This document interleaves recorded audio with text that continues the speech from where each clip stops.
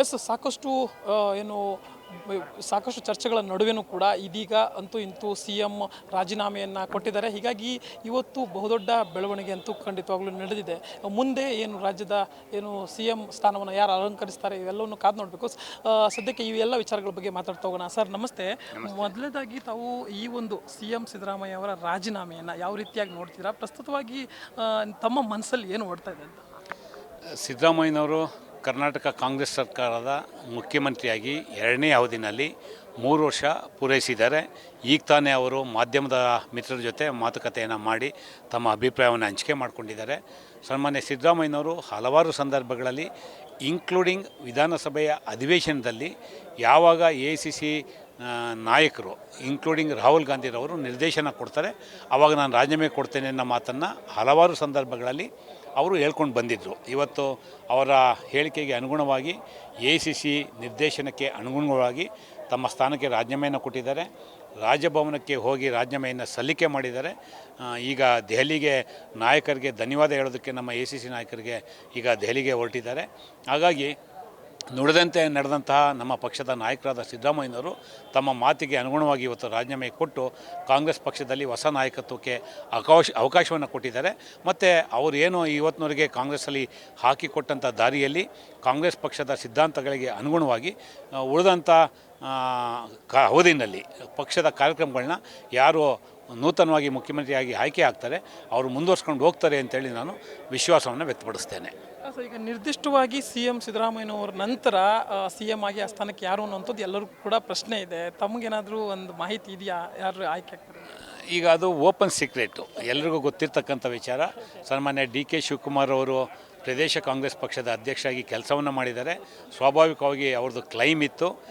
ಸಿದ್ದರಾಮಯ್ಯನವರು ಮುಖ್ಯಮಂತ್ರಿ ಆಗೋಂಥ ಸಂದರ್ಭದಲ್ಲೇ ಅವರಿಗೆ ಅವಕಾಶ ಕೊಡಬೇಕು ಅನ್ನೋಂಥ ಒತ್ತಡಗಳಿತ್ತು. ಇವತ್ತು ನಮ್ಮ AICC ನಾಯಕರು ಅದಕ್ಕೆ ಪೂರಕವಾಗಿ ಕ್ರಮಗಳನ್ನ ತಗೊಂಡಿದ್ದಾರೆ. ಕೆಲವು ನಾವು ನಿಯಮಗಳಿಗೆ ಅನುಗುಣವಾಗಿ ಕೆಲವು ಪ್ರೋಸೆಸ್ನ ಮಾಡಬೇಕಾಗಿದೆ. CLP ಸಭೆ ಆಗಬೇಕಾಗಿದೆ. CLPನಲ್ಲಿ ಶಾಸಕರ ಅಭಿಪ್ರಾಯವನ್ನು ಕ್ರೋಢೀಕರಣ ಮಾಡಬೇಕಾಗಿದೆ. ಅದಕ್ಕೆ ಅನುಗುಣವಾಗಿ AICCರವರು ನಾಯಕರನ್ನ ಆಯ್ಕೆ ಮಾಡೋಂಥ ಪ್ರಕ್ರಿಯೆ ಆಗುತ್ತೆ. ನನಗೆ ವಿಶ್ವಾಸ ಇದೆ, ಶಾಸಕಾಂಗ ಪಕ್ಷ ಸನ್ಮಾನ್ಯ DK ಶಿವಕುಮಾರ್ ಅವ್ರನ್ನ ನಾಯಕರಾಗಿ ಆಯ್ಕೆ ಮಾಡುತ್ತೆ. ಅದಕ್ಕೆ AICC ಅವರು ಅನುಮೋದನೆ ಕೊಡ್ತಾರೆ ಅಂತೇಳಿ ಪಕ್ಷದ ಕಾರ್ಯಕರ್ತರಿಗೆ ಮತ್ತು ನನಗೆ ಎಲ್ಲ ನಾಯಕರಿಗೆ ವಿಶ್ವಾಸ ಇದೆ. ಸರ್, ಈಗ ತಮಗಿರುವ ಒಂದು ಏನು ಮಾಹಿತಿ ಪ್ರಕಾರ DK ಶಿವಕುಮಾರ್ ಅವರಿಗೆ ಎಲ್ಲ ಏನು ಶಾಸಕರ ಬೆಂಬಲ ಇದೆ ಅಂತ ಅನಿಸುತ್ತಾ? ಯಾಕೆಂತಂದರೆ ಸಾಕಷ್ಟು ರೀತಿಯಲ್ಲಿ ಕೂಡ ಇದನ್ನು ವಿಶ್ಲೇಷಣೆ ಮಾಡ್ತಾ ಇದ್ದಾರೆ. ನಿಮಗೂ ಕೂಡ ಗೊತ್ತಿರುವಂಥ ವಿಚಾರ. ಎಲ್ಲೊಂದು ಕಡೆ ಶಾಸಕರ ಬೆಂಬಲ ಅಷ್ಟರ ಮಟ್ಟಿಗೆ ಇಲ್ಲ ಅನ್ನುವಂಥ ಮಾತಿದೆ. ಏನು ಹೇಳ್ತೀರಿ ಸರ್ ಇದ್ರ ಬಗ್ಗೆ? ಅದು ಸಂಪೂರ್ಣವಾದಂತಹ ತಪ್ಪು ಮಾಹಿತಿ. ಕಾರಣ ಇಷ್ಟೇ, ಕಾಂಗ್ರೆಸ್ ಪಕ್ಷದಲ್ಲಿ ಯಾವತ್ತೂ ಸಹ AICC ಸೂಚನೆಯನ್ನು ಅಕ್ಸೆಪ್ಟ್ ಮಾಡ್ಕೊಳ್ಳೋಂಥ ಕೆಲಸವನ್ನು ಮೊದಲಿಂದಲೂ ನಾವು ಪಾಲನೆ ಮಾಡ್ಕೊಂಡು ಬಂದಿದ್ದೇವೆ. ಮತ್ತು ವಿಶೇಷವಾಗಿ ಕಳೆದ CLP ಒಂದು ನಾಯಕತ್ವದ ಆಯ್ಕೆಯ ಸಂದರ್ಭದಲ್ಲೇ ಇದೊಂದು ತೀರ್ಮಾನ ಆಗಿತ್ತು ಅಂತೇಳಿ ಕೆಲವಾರು ಸಂದರ್ಭಗಳಲ್ಲಿ ಚರ್ಚೆ ಆಗಿದೆ. ಮತ್ತು ಪಕ್ಷ ಅಧಿಕಾರಕ್ಕೆ ಬರೋ ನಿಟ್ಟಿನಲ್ಲಿ ಸಿದ್ದರಾಮಯ್ಯನವರ ಜೊತೆಯಲ್ಲಿ ಸನ್ಮಾನ್ಯ DK ಶಿವಕುಮಾರ್ ಅವರು ಸಹ ಸಾಕಷ್ಟು ಶ್ರಮ ಮತ್ತು ತಮ್ಮ ಎಲ್ಲ ರೀತಿಯ ಸಹಕಾರವನ್ನು ಕೊಟ್ಟಿದ್ದರು. ಆ ಕಾರಣಕ್ಕೆ ಮತ್ತು ಅವರು PCC ಅಧ್ಯಕ್ಷರಿದ್ದಾರೆ. ಅದು ನಮ್ಮಲ್ಲಿ ಒಂದು ಸಂಪ್ರದಾಯ, ಯಾರು PCC ಅಧ್ಯಕ್ಷರಿರ್ತಾರೆ ಅವರು ಮುಖ್ಯಮಂತ್ರಿ ಪದವಿಗೆ ಅವಕಾಶ ಪಡ್ಕೊಳ್ಳೋಂಥದ್ದು ಒಂದು ಸಂಪ್ರದಾಯ ಇದೆ. ಅದಕ್ಕೆ ಅನುಗುಣವಾಗಿ ಶಾಸಕರು ಸಹ ಅವ್ರ ಜೊತೆ ನಿಂತ್ಕೋತಾರೆ. AICCನೂ ಸಹ ಅವ್ರನ್ನ ಆಯ್ಕೆ ಮಾಡುತ್ತೆ ಅನ್ನೋ ವಿಶ್ವಾಸ ನನಗಿದೆ. ಸರ್, ಇದರ ನಡುವೆ ಇನ್ನೇನಂತಂದರೆ ಈಗ ಸಿದ್ದರಾಮಯ್ಯನವರನ್ನು ಕೆಳಗಿಳಿಸಿರುವಂಥದ್ದು ಕಾಂಗ್ರೆಸ್ ಪಕ್ಷಕ್ಕೆ ಬಹುದೊಡ್ಡ ಡ್ಯಾಮೇಜ್ ಆಗುತ್ತೆ ಅಂತ ಅದು ಒಂದು ಕಡೆ ವಿಶ್ಲೇಷಣೆ ನಡೀತಾ ಇರುವಂಥದ್ದು. ಇದನ್ನು ತಾವು ಹೇಗೆ ವ್ಯಾಖ್ಯಾನ ಮಾಡ್ತೀರಿ? ಯಾಕೆಂತಂದರೆ ಸಿದ್ದರಾಮಯ್ಯ ಅಂತಂದರೆ ಅವ್ರ ಹಿಂದ ಅನ್ನುವಂಥ ಬಹುದೊಡ್ಡ ಶಕ್ತಿ ಇದೆ. ಇದು ಕಾಂಗ್ರೆಸ್ಗೆ ಯಾವತ್ತು ಪ್ಲಸ್ ಅನ್ನುವಂಥದ್ದು ಎಲ್ಲರಿಗೂ ಗೊತ್ತು. ಸೊ ಸಿದ್ದರಾಮಯ್ಯನವರು ಇಳಿದಿರುವಂಥದ್ದು ಈ ಒಂದು ವರ್ಗಕ್ಕೆ ಬಹಳಷ್ಟು ನೋವಾಗಿದೆ. ಸೊ ಹೀಗಾಗಿ ಕಾಂಗ್ರೆಸ್ ಪೆಟ್ಟಾಗುತ್ತೆ ಅಂತ ಏನು ಹೇಳ್ತೀರಿ? ಸಿದ್ದರಾಮಯ್ಯನವರ ವೈಯಕ್ತಿಕ ಚಿಂತನೆ, ಆಲೋಚನೆ, ಬದ್ಧತೆಯ ಜೊತೆಗೆ ಕಾಂಗ್ರೆಸ್ ಪಕ್ಷದ ಆಲೋಚನೆ, ಸಿದ್ಧಾಂತ, ಬದ್ಧತೆ ಯಾವತ್ತೂ ಸಹ ಸಾಮಾಜಿಕ ನ್ಯಾಯದ ಪರವಾಗಿ ಇರುವಂಥದ್ದು. Not only Siddaramaiah, Congress party is also with Ahinda factor. ಹಾಗಾಗಿ ಸಿದ್ದರಾಮಯ್ಯನವರ ಜನ್ಮದಿನದ ನಿಮಿತ್ತವಾಗಿ ದಾವಣಗೆರೆಯಲ್ಲಿ ಏನು ಅಮೃತ ಮಹೋತ್ಸವ ಕಾರ್ಯಕ್ರಮ ನಡೀತೋ ಆವತ್ತು ಸಹ ಇಂಥದ್ದೇ ಪ್ರಶ್ನೆಗಳನ್ನ ವಿರೋಧ ಪಕ್ಷದವರು ಮತ್ತು ಯಾರು ಕಾಂಗ್ರೆಸ್ ಪಕ್ಷವನ್ನು ವಿರೋಧ ಮಾಡ್ತಾರೆ ಅವರು ಹುಟ್ಟಾಕಿದ್ರು. ಅದೆಲ್ಲವನ್ನು ಮೀರಿ ಕಳೆದ ಚುನಾವಣೆಯಲ್ಲಿ ಜನ ನಮಗೆ 43% ಓಟನ್ನು ಕೊಟ್ಟು ಕಾಂಗ್ರೆಸ್ ಪಕ್ಷಕ್ಕೆ ಸಿದ್ದರಾಮಯ್ಯನವರಿಗೆ ಡಿ ಕೆ ಶಿವಕುಮಾರ್ ಅವರಿಗೆ ಆಶೀರ್ವಾದವನ್ನು ಮಾಡಿದ್ದಾರೆ. ವಿಶೇಷವಾಗಿ ಸನ್ಮಾನ್ಯ ಮಲ್ಲಿಕಾರ್ಜುನ್ ಖರ್ಗೆರವರು ನಮ್ಮ ರಾಜ್ಯದವರು, ಅವರಿಗೆ ಕರ್ನಾಟಕದ ಪಲ್ಸು ಭಾಳ ಚೆನ್ನಾಗಿ ಗೊತ್ತಿದೆ. ಸಿದ್ದರಾಮಯ್ಯನವರು ಡಿ ಕೆ ಶಿವಕುಮಾರ್ ಜೊತೆ ಸನ್ಮಾನ್ಯ ಖರ್ಗೆರವರ ಫ್ಯಾಕ್ಟರ್ ಸಹ ಕರ್ನಾಟಕದಲ್ಲಿ ಭಾಳ ಬಲಯುತವಾಗಿದೆ. ಹಾಗಾಗಿ ಯಾವುದೇ ಸಾಮಾಜಿಕ ನ್ಯಾಯದ ಅಡಿನಲ್ಲಿ ಕಾಂಗ್ರೆಸ್ ಪಕ್ಷ ತೀರ್ಮಾನ ತಗೋಬೇಕಾದ್ರೆ ಹೈಂದ ವರ್ಗವನ್ನು ಮುಂದೆ ಇಟ್ಕೊಂಡೇ ತೀರ್ಮಾನ ತಗೊಳ್ಳೋದ್ರಿಂದ ಯಾವುದೇ ಹೈಂದ ನಾಯಕರಾಗಲಿ, ಹಿಂದುಳಿದ ವರ್ಗದವರಾಗಲಿ, ಅಲ್ಪಸಂಖ್ಯಾತರಾಗಲಿ, ದಲಿತ ಸಮುದಾಯದವರಾಗಲಿ ಕಾಂಗ್ರೆಸ್ ಪಕ್ಷದಿಂದ ದೂರ ಹೋಗೋಂಥ ಪ್ರಶ್ನೆಯೇ ಇಲ್ಲ.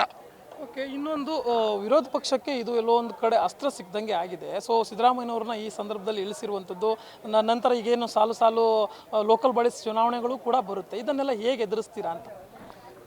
ಬಹುತೇಕ ನಿಮ್ಮ ಪ್ರಶ್ನೆಗೆ ನಾನು ಸ್ವಲ್ಪ ಖಾರವಾಗಿ ಉತ್ತರ ಕೊಡಬೇಕಾಗತ್ತೆ. ಕರ್ನಾಟಕದಲ್ಲಿ ವಿರೋಧ ಪಕ್ಷ ಅನ್ನೋದು ಚಿತ್ರಾನ್ನ. ಯಾವ ಬಿ ಜೆ ಪಿ ಆಗಲಿ ಜೆ ಡಿ ಎಸ್ ಆಗಲಿ ನಾಯಕತ್ವ ಇಲ್ಲ.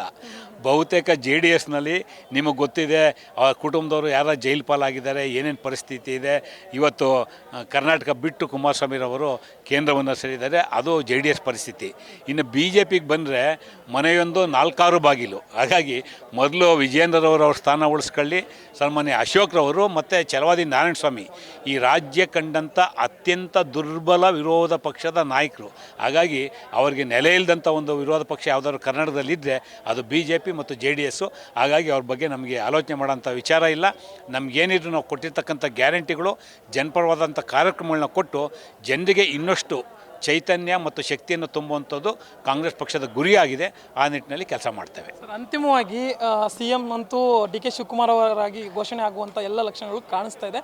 ಆದರೆ ಇಲ್ಲಿ 4 ಡಿ ಸಿ ಎಂ ಹುದ್ದೆ ಏನೋ ಆಗುತ್ತೆ ಅನ್ನುವಂಥ ಒಂದು ಮಾತು ಕೂಡ ಇದೆ. ಸೊ 4 ಡಿ ಸಿ ಎಂ ಆಗ್ಬೋದಾ? ತಮಗೇನಾದರೂ ಇದ್ರ ಬಗ್ಗೆ ಮಾಹಿತಿ ಇದೆಯಾ ಅಂತ? ನಾನು ಆಗಲೇ ಪ್ರಾಸ್ತಾವಿಕವಾಗಿ ಮಾತಾಡ್ತಾ ಹೇಳಿದೆ, ಸಾಮಾಜಿಕ ನ್ಯಾಯದ ಬದ್ಧತೆಯನ್ನು ಇಟ್ಕೊಂಡಿರ್ತಕ್ಕಂಥದ್ದು ಕಾಂಗ್ರೆಸ್ ಪಕ್ಷ. ಅದಕ್ಕೆ ಪೂರಕವಾಗಿ ಎ ಸಿ ಸಿ ಏನು ತೀರ್ಮಾನ ತಗೋತಾರೆ ನಮಗೆ ಗೊತ್ತಿಲ್ಲ. ಒಂದು ಪಕ್ಷ ಏನೇ ತೊಗೊಂಡ್ರು ಸಹ ರಾಜ್ಯ ಮತ್ತು ಇಲ್ಲಿರ್ತಕ್ಕಂಥ ಸಾಮಾಜಿಕ ನ್ಯಾಯದ ಪರಿಕಲ್ಪನೆಯಲ್ಲಿ ಅಂತಹ ತೀರ್ಮಾನವನ್ನು ಎ ಸಿ ಸಿ ತಗೊಳ್ಳುತ್ತೆ ಅನ್ನೋ ಮಾತನ್ನು ನಾನು ಹೇಳೋದಕ್ಕೆ ಇಷ್ಟಪಡ್ತೇನೆ. Thank you. ಎಸ್ ವೀಕ್ಷಕರೇ, ಇದಿಷ್ಟು ವಿಧಾನ ಪರಿಷತ್ ಸದಸ್ಯರ ಮಾತು. ಒಟ್ಟಾರೆಯಾಗಿ ಕಾಂಗ್ರೆಸ್ನಲ್ಲಿ ಯಾವ ರೀತಿಯಾದಂಥ ಗೊಂದಲಗಳು ಕೂಡ ಇಲ್ಲ.